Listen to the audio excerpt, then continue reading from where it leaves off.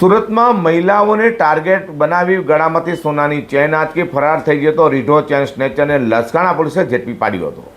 જામીન પર છૂટ્યા બાદ ફરીથી ગુનાખોરી શરૂ કરનાર આરોપીને સુરત ઉપરાંત જૂનાગઢ અને કેશોદમાં પણ તેને મહિલાઓને શિકાર બનાવી લાખો રૂપિયાનું સોનું લૂંટી લીધું હતું। સુરતના in charge police commissioner Wabang Jamir, અધિક પોલીસ કમિશનર બલરામ મીણા, નાયબ પોલીસ કમિશનર આલોક કુમાર સહિતની સૂચના લઈને Laskana PI MB Jalan team PSI NR Patel સાથે પેટ્રોલિંગમાં હતી।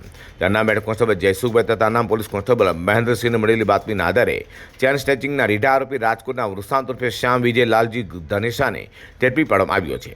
આરોપી વિરુદ્ધ સુરતના લસકાણા અને ઉત્તરાયણ તથા કેશોદ અને જૂનાગઢમાં પણ મહિલાઓના ગળામાંથી સોનાની ચેન સ્નેચિંગના ગુનાઓ નોંધાયા છે। આરોપી મર્ડરના ગુનામાં જામીન પર છૂટ્યા બાદ ફરી મહિલાઓને નિશાન બનાવી ગુનાઓ આચરી રહ્યો હતો। હાલ તો લસકાણા પોલીસે આરોપી પાસેથી લસકાણા, ઉત્તરાયણ અને કેશોદ સહિતના વિસ્તારોમાં થયેલા ચેન સ્નેચિંગના ગુનાઓમાં લૂંટાયેલી સોનાની ચેનો અને ઓગાળેલું સોનું મળી લાખો રૂપિયાનો મુદ્દામાલ કબજે કર્યો હતો। વધુમાં પોલીસ તપાસમાં સામે આવ્યું હતું કે આરોપી સ્પોર્ટ્સ બાઇક પર મહિલાઓનો પીછો કરી ગળામાં પહેરેલી સોનાની ચેન ઝૂંટી ફરાર થઈ જતો હતો।